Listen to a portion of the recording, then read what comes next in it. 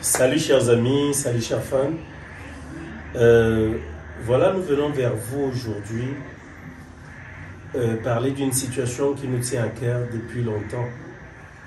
Vous savez, nous sommes déjà une famille et comme j'aime toujours le dire, ensemble nous sommes plus forts.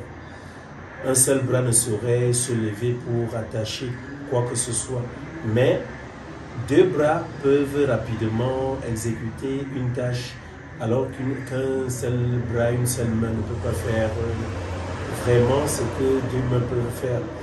Je voudrais parler ici de la solidarité. Voyez-vous, avant le cas Cristal, avant que Cristal ne tombe malade, avant que voilà, les méchants ne s'attaquent à sa vie, la veille même où elle tombe malade, nous étions en train de devoir vous présenter un souci avec lequel nous vivons depuis longtemps. Mais malheureusement, le cas de Cristal s'est présenté. Il s'agit de qui ici? Il s'agit de quoi? Il s'agit de notre frère Simon-Pierre Somo, que vous connaissez beaucoup plus sous le nom cinématographique Jesus, qui veut dire Junior Zeus, donc le dieu de la guerre, donc le dieu junior de la guerre. Mais ce n'est pas ça qui nous amène ici. Le cas qui nous amène ici est que depuis toujours, vous nous avez vu faire des vidéos avec Jesus. Jesus, tout le temps, quand on parle, il nous dit toujours, on parle toujours de lui, il parle toujours d'un accident qu'il a eu, d'un accident qu'il a eu, d'un accident qu'il a eu. Mais la vérité ici derrière est que vous n'avez jamais su exactement ce qu'il a eu, qu'est-ce qu'il a eu et est-ce qu'il continue de souffrir ou pas. Donc aujourd'hui, je voudrais qu'on s'intéresse à ce cas-là, parce que vous, c'est nous, parce que vous avez toujours été là pour nous. Je voudrais qu'ensemble, nous puissions, n'est-ce pas, chacun apporter sa pierre à l'édifice, afin que Jésus puisse, n'est-ce pas, recouvrer sa santé intégrale, et retrouver ce pied-là hein, qu'il a eu par le passé.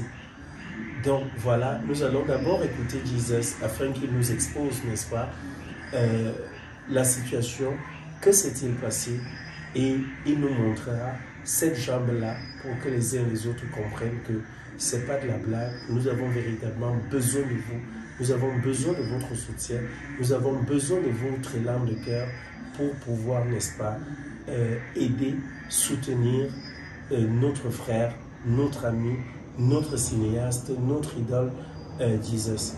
Donc, Jesus, tu as la parole. Tu peux parler à notre famille. Salut, salut. Moi, c'est Jesus, oui. Mon vrai nom, c'est Simon-Pierre Somo. Depuis un moment, vous me voyez dans les vidéos, je suis acteur comédien. Et je suis toujours en pantalon. Il y a des fans qui se posent des questions. Pourquoi on n'a jamais vu Jesus en short? Pourquoi on n'a jamais vu Jesus en culotte? Il y a des fans qui s'interrogent. Est-ce que Jesus est vraiment handicapé? Est-ce que c'est un jeu d'acteur? Est-ce qu'il y a même des fans qui me croisent dans la rue? Donc c'est vrai que tu as un problème de pied. Parfois il dit que ok oui ça va passer. C'est juste un petit truc, ça va passer parce que ok. D'un moment à l'autre je me dis que ça va vraiment passer. Mais au jour d'aujourd'hui, vraiment, si je viens vers vous, ça veut dire que c'est arrivé à un niveau où je ne peux plus supporter, ça ne va plus vraiment. Ça ne va plus, auquel j'ai peu de chances de retrouver, de revoir encore ma jambe. Comme vous voyez sur emboîté, ce n'est pas un jeu d'acteur, ce n'est pas des blagues. C'est que je souffre énormément. J'ai fait l'accident le 28 mars 2017 à Douala. Directement, je suis conduit à la Quintini. On m'a opéré rapidement. Et tout semblait être parfait. On savait que bon, c'est bon, même le médecin. Le médecin m'a dit que non, d'ici 3 mois, il n'y a pas de problème. On m'a mis un fixateur externe pour ceux qui connaissent ce qu'on appelle le fixateur externe. Ok, je suis rentré à la maison. Après, je me suis dit, comme c'était déjà les vacances, je peux faire un tour au village Parce que vous savez, rester en ville, tu ne fais rien, tu restes en ville, tu es seulement couché, il n'y a personne pour t'aider, il n'y a personne pour te donner à manger. Oui, automatiquement, il y a les factures à payer, les maisons. Ok, il dit bon, je peux prendre les 2 mois de vacances là, comme je suis sorti de l'hôpital, c'était en juin. Il dit que bon, comme ce sont les vacances, je peux pas. Juin de quelle année? Juin 2017. Bon, il dit que comme ce sont les vacances, je peux pas aller manger les prunes et le manioc au village. Je suis allé au village avec ma femme qui venait d'accoucher. Parce que quand j'ai fait l'accident, 2 semaines après, elle accouche. Elle était à Athènes. Je vais au village avec elle. J'étais bien, je n'avais pas de problème. Après, quelques jours après, ma jambe, le sang a commencé à couler là. Tout le monde était dépassé. On m'a conduit à la clinique des montagnes, à Baganté, parce que c'est proche de mon village. Parce que mes parents ont vu que rentrer, je dis voilà, peut-être je devais mourir en route parce que je saignais abondamment, ça n'allait pas. Directement, on m'a conduit à la clinique des montagnes, à Baganté. Arrivé là-bas, ils m'ont dit qu'ils ont diagnostiqué, ils ont dit que le fixateur que j'avais, c'était un mauvais fixateur, c'était pas bien anesthésié. Donc ça m'a créé l'infection osseuse. Ils vont essayer de faire leur mieux. Ok, on m'a opéré, je suis arrivé là-bas, c'était un dimanche. On m'a opéré mardi. On m'a opéré, on m'a mis 2 fixateurs sur le même pied. J'ai fait 7 mois là-bas. Donc vous pouvez vous imaginer, je n'ai même pas besoin de vous dire les factures. Et bon, j'ai quand même pu, je suis sorti. Je suis sorti, directement je suis allé là parce qu'automatiquement il fallait que je me repose. Et ils m'ont dit ça va, ça va. Déjà en sortant de là, ils ont enlevé les fixateurs eux-mêmes. On m'a mis un plâtre. On dit que bon, la jambe était encore fragile. Je dois rester avec un plâtre même pour 1 mois, 2 mois. Ok. J'ai fait 2 mois avec le plâtre. Je suis reparti. Ils ont cassé le plâtre. Ils m'ont dit que bon, c'était pas encore bien consolidé, mais ça va, je n'ai plus de problème. Je dois juste faire attention, je dois rester calme, ça va. Ok, mais je vous assure, je n'ai même pas fait 1 mois. Je n'ai même pas fait 1 mois, la jambe a repris. La jambe a repris.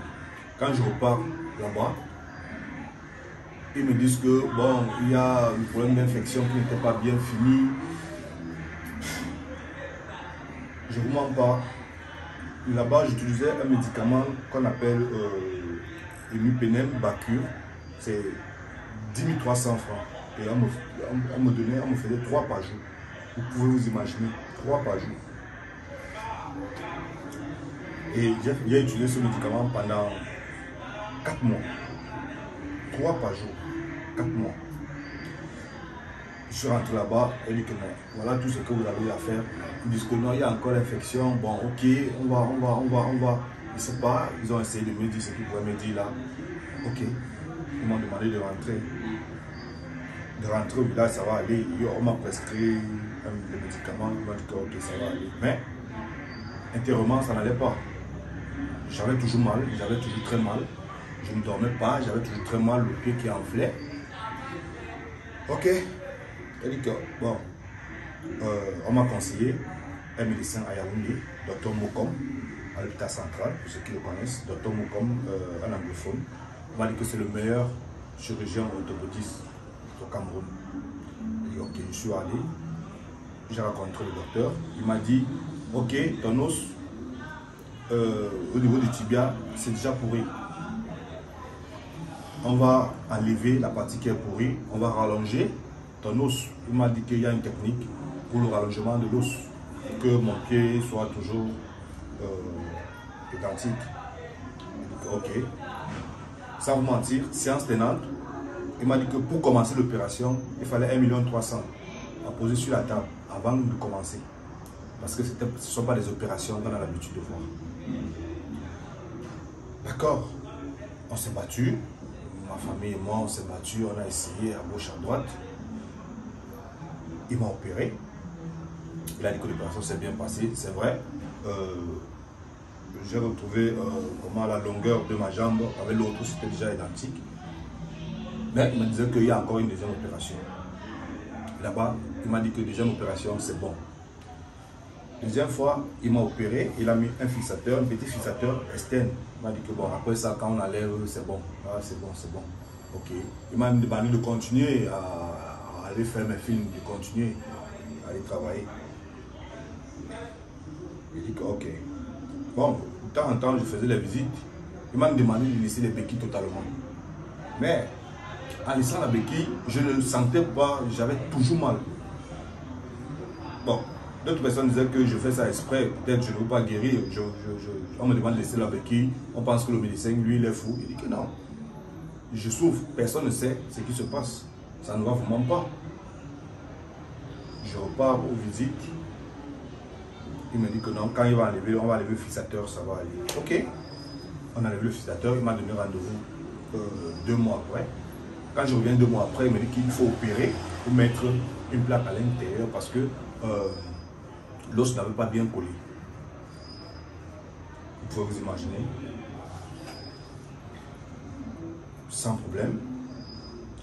Il a dit que, en fait, la santé n'a pas de prix. On avait encore un peu de ressources. Je suis reparti. Il m'a opéré. Quand il m'opère, il me dit que comme c'est la plaque là, ils ont appelé ça à la plaque. Comme c'est là, sache que c'est bon. Je lui ai demandé qu'il pouvait enlever la plaque là. Quand il m'a dit que non, ça n'a pas un temps fixe. Ça peut prendre ça peut rester le plus longtemps possible. J'ai dit ok. Il m'a dit ok, tu peux déjà même aller jouer au ballon si tu veux. Fais ce que tu veux. Bon, c'était en octobre, novembre, fin novembre, c'est passé une. C'est-à-dire quelle année? C'était l'année passée, non? Nous sommes en 2023. Oui, 2022. Novembre, fin novembre 2022. Fin novembre 2022. Ok, je suis rentré à la maison. J'étais fier parce qu'il savait que. Il m'avait donné 3 semaines couchées. Il m'a dit fais 3 semaines couchées, tu reviens faire la radio, je pense que ça va aller. Il fait 3 semaines couchées, je suis rentré faire la radio, il m'a dit que ça va.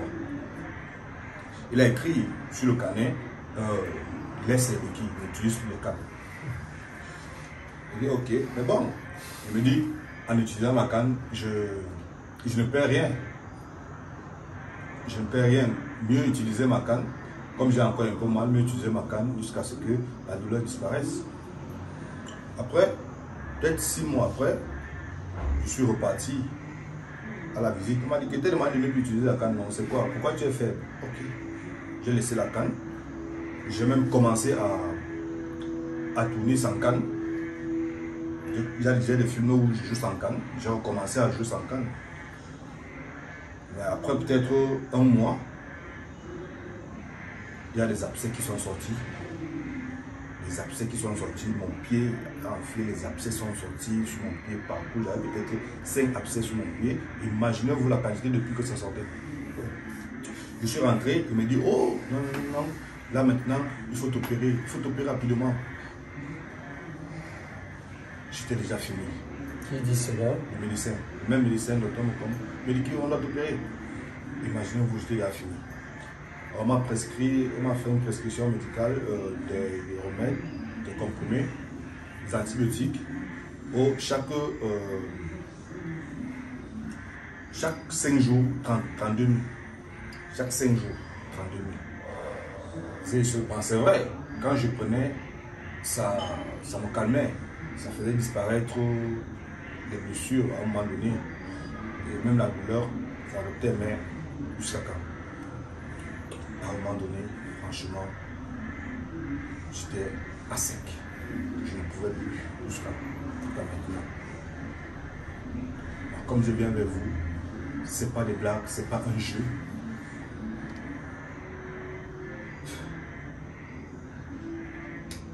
J'ai déjà tellement pleuré. J'ai déjà tellement pleuré que je n'ai même plus moyen. C'est comme si je n'ai même plus là.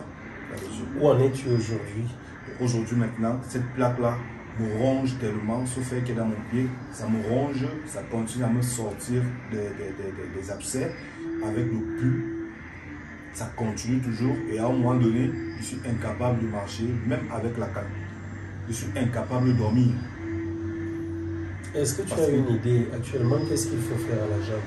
Est-ce que le médecin t'a dit quelque chose? Qu'est-ce qu'il faut véritablement faire là? Bon, pour l'instant, le médecin m'a dit pour l'instant, la première chose à faire, c'est d'enlever d'abord cette plaque et voir si... La plaque, c'est le fer. C'est le fer qui est dans le pied. Et voir si l'os, voir comment éradiquer l'infection d'abord. Et en plus, voir si l'os n'a pas tenu, comment faire pour que je puisse retrouver ma jambe, comment procéder pour qu'on puisse bloquer l'os à nouveau. Bloquer l'os. Disons, je ne sais pas comment ils appellent ça, puisque l'os, vous savez, l'espace a bougé. Si ça continue à bouger, ils vont trouver un moyen comment souder ça. Ouais, comment souder. Pour à l'instant là, c'est cette plaque là qui ça me tue à petit feu, ça me ronge. À un moment donné, même l'appétit pour manger, je n'ai pas. Parce que quand la douleur commence, j'ai peur. Parce que plusieurs fois, j'ai vu certaines personnes qui ont eu des plaques et leur pied a été amputé. Peut-être par négligence, il ne sait pas ce qui s'est passé.